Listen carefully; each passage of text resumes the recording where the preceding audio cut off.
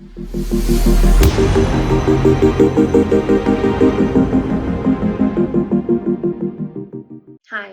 my name is Gibson, and I'm the owner and founder of the Personal Development School. This is your daily breakthrough video, and this is a channel where we provide free personal development tools and tips for your subconscious mind. So today we're going to talk a little bit about the dismissive avoidant attachment style individual. Where does this come from, and what are some tips and tools to break through some of these patterns or tendencies if you are of this attachment style? And if you are loving somebody with this attachment style, some sort of things you can do to go about being more supportive with this individual and also being kind to yourself simultaneously. So first and foremost, our attachment style generally develops around the age of 0 to 2. These are some of the most deeply ingrained subconscious patterns that we store, although we can also create change within these patterns and traits once we have more awareness of what's actually going on. So we can sort of change our attachment style tendencies as long as we have in-depth awareness of what this is, where this is coming from at a subconscious level, and work to reprogram it because we have an emotional incentive to do so. So first and foremost, the dismissive avoidant attachment style person generally has parents and caregivers, or if they're with just one parent, that parent or caregiver who is extremely emotionally unavailable or who is emotionally and physically unavailable. So let's say, for example, we have a parent, let's say it's a single family home, and that parent is an addict or struggling with addiction. Or let's say it's, we've got both parents there, but we also have both those parents who just have high expectations of how we should be and don't really make any effort to be emotionally available or completely present for us. Instead, they're sort of, expecting us to fulfill this role they project onto us, and they're not really seeing us for who we are and connecting to us. And so sometimes you'll see somebody who's dismissive avoidant come from a home where there's like a relative amount of physical stability with their physical needs being met, but there's a strong sense of emotional deprivation for that individual to be seen, respected, heard, understood, and valued as an individual, even at a young age. So sometimes when parents are very strict or very controlling, and that's combined with a lack of emotional vulnerability and availability, or if we have parents who are really busy all the time, working a lot, and they ignore us, all of these things sort of create the context or the circumstances through which we develop this attachment style. So the undertone or sort of the core experience that creates this attachment style is deprivation that is either emotional, physical, or both. And so there's this assumed lack that this attachment style type develops. This attachment style type learns, like, okay, I'm not going to get my emotional needs met. I'm not going to get my individual needs met. And so they become really good at self-soothing. You'll often see this dismissive avoidant attachment style in their adult lives is often a type that whenever there's conflict or a fight or a problem, they just kind of withdraw into themselves. They don't speak up about it too much. They don't get angry too much. I mean, they can for sure, but it's much more so that they deal with their emotions by going inward and withdrawing. And so basically, this attachment style grows up with this consistent lack, which means the perceptual filter that they see the world through is the assumed lack of emotional availability, deep emotional connection, or even their physical needs being met, and financial needs being met. So there's this assumed lack perspective that this attachment style brings into relationships. And so you can imagine like their nervous system is more or less like in this kind of survival mode orientation. So if I kind of have this lack and I see it repetitively and it's programmed into my subconscious mind and into my nervous system, oftentimes the result of that is that this attachment style likes to sort of hoard their resources. So they tend to not be overly giving, not be overly connectable to others. Like they don't go out of their way to be emotionally vulnerable and often don't share a lot, can sort of be seen as like private people or almost seeming secretive, but it's not really coming from that space. It's coming from that they just aren't used to sharing. It wasn't something that was held space for them very much in childhood and early developmental years. And so it's not what they take into their relationship bonds, more or less. They don't come from that space, and so they don't assume that.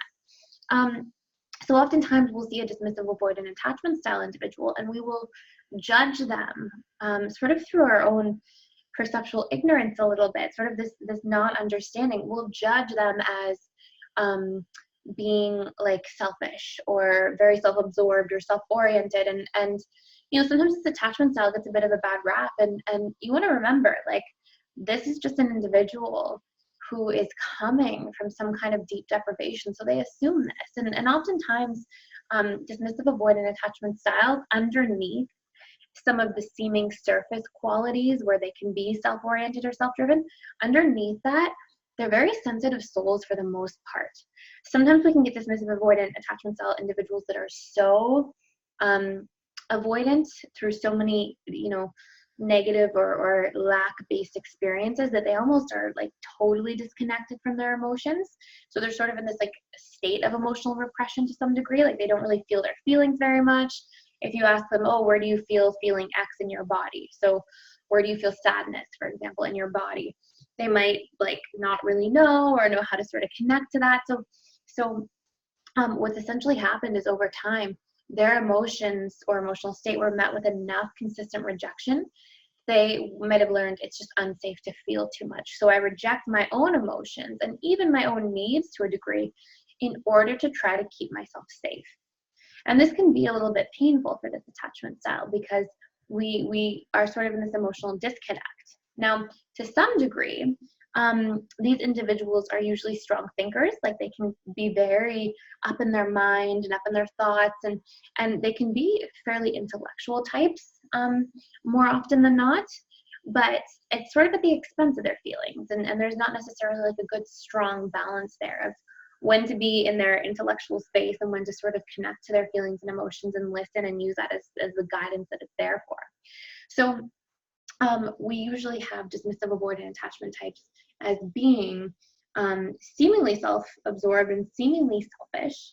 But when you gently and kindly request for needs to be met or share about your feelings, for the most part, they tend to be kind about it and willing to meet needs and willing to sort of extend themselves. It's just that it almost starts off as being an unknown.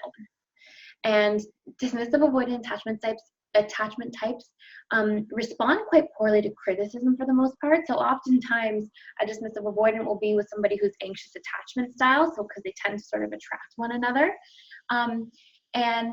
And the anxious attachment style, or just the individual in the relationship with them, will often criticize them like, oh, you're so selfish, what's wrong with you? And this causes this attachment style to withdraw way, way, way further and just to become more and more dismissive over time. So keep in mind, if this is you, be gentle with yourself and ask your partner, like, hey, I don't respond well to criticism. If you have a need, can you please express just clearly and congruently what the need is without that undertone of criticism or blame? Or if this is a partner or a person that you're with, keep in mind, like, there's a really good chance of your needs being met as long as you express gently and with a sense of understanding instead of a sense of judgment and criticism. Because for somebody who is already going through emotional lack and emotional deprivation, it's kind to take that like sort of 0 point and then just add negative, it doesn't go well. It just really pushes that person away, and they'll tend to just respond by doing exactly what you're not trying to have done, which is just withdraw further into themselves as a form of self-protection and self-soothing, because that was the coping mechanism usually that they learned to take on in childhood in order to sort of protect themselves, because that was really what they had. So you'll see a lot of times that dismissive avoidant individuals are also very good at self-soothing. They usually come from, like, their core wound is almost like assumed rejection and assumed emotional deprivation, which means, again, like, that their emotions for them feel unsafe, so they can often just block them out and repress them altogether, because it's like they don't have positive associations or positive experiences, essentially, of their emotions being validated, heard, understood, connected to, supported. They didn't really get a lot of positive out of having emotions. Oftentimes they had a parent who was like, stop crying, or just wasn't emotionally available when they were crying, or you know, at worst, clearly rejected them for crying, like punished them or just reject them altogether. And so they don't have this like nice balance of both sides there. They generally are coming from more of this negative side of associating to their emotional body whatsoever. So and dismissive avoidant attachment styles as well tend to recharge very much alone. They tend to quite crave their solitude, often are introverts. Again, not always, these are patterns, but for the most part, we tend to see this fairly often. Dismissive avoidant attachment styles as well, sometimes they meet their needs in their fantasies or in their mindset. So sometimes they will like really think a lot about a future sort of oriented situation and derive a lot of emotional positives out of there. So imagine this, for example. Imagine that you have a child who is not getting their emotional needs met, and they don't have a resource or an opportunity to. And so let's say they go through their early childhood developmental years, and they create these elaborate fantasies and stories and characters, and they derive emotional connection from these characters, and they derive emotional connection from sort of the stories between the characters, and sometimes they'll fantasize about things as a way to get their needs met, because we do store emotion in our fantasies or in our imagination. Or oftentimes as well, a dismissive avoidant will sort of like fantasize about a past ex or a past best friend or experience and store emotions there when they're not getting their current emotional needs met. So sometimes you'll see that as well. Not always though, just sometimes. Also, the dismissive avoidant attachment style tends to avoid closeness, because for them, closeness meant pain a lot of the time. Like their early bonds were often riddled with some kind of like abandonment or rejection or just pain in general. And so, you know, what they'll feel is when somebody's getting too close, it's actually a bit of a perceived threat to the subconscious mind and nervous system. And so oftentimes closeness, they will respond to by either pushing away, self-sabotaging, which is actually just a subconscious strategy as a means to achieve protection, right? So pushing away, rejecting, or sort of like taking that space, self-sabotaging, and oftentimes you'll see that the emotions they exhibit around emotional closeness seem to be irritation or like an overwhelmment, and then they'll pull away. And again, it's because their nervous system says, whoa, closeness causes pain so much in childhood. And so when individuals come in and bring that closeness to us or offer that to us, it actually is perceived and registered through the subconscious and nervous system as like a potential threat. And so we sort of try to keep our guard up or even push away. So what this often creates is though the dismissive avoidant tends to be quite good with their boundaries and saying what they need and just sort of saying no when they mean no and just taking space if they need space. They as well kind of deny themselves of the privilege of emotional closeness to others. And this is something that if this is you really want to work on, because you sort of miss out in that way. And yes, there can be pain and emotional closeness. Yes, people will disappoint us, but that's often compensated for and then some. Through the pleasures of emotional closeness, the depth that we receive through emotional closeness, the way we have to level up ourselves in order to create that internal vulnerability in order to take those risks. So the dismissive avoidance generally struggles with that vulnerability piece as well, and it can be very tough for them. They also carry a lot of shame, and usually another core limiting belief around the dismissive avoidant is something's wrong with me, because you can only imagine, like as a young child and in your early developmental stages, when you're trying to reach out and connect and you crave closeness because you're wired for it, and it keeps getting rejected for no apparent reason, and really the apparent reason is that your caregivers are not necessarily emotionally fit to be supporting your needs. But the only possible interpretation you can really make about that is, oh, there must be something wrong with me.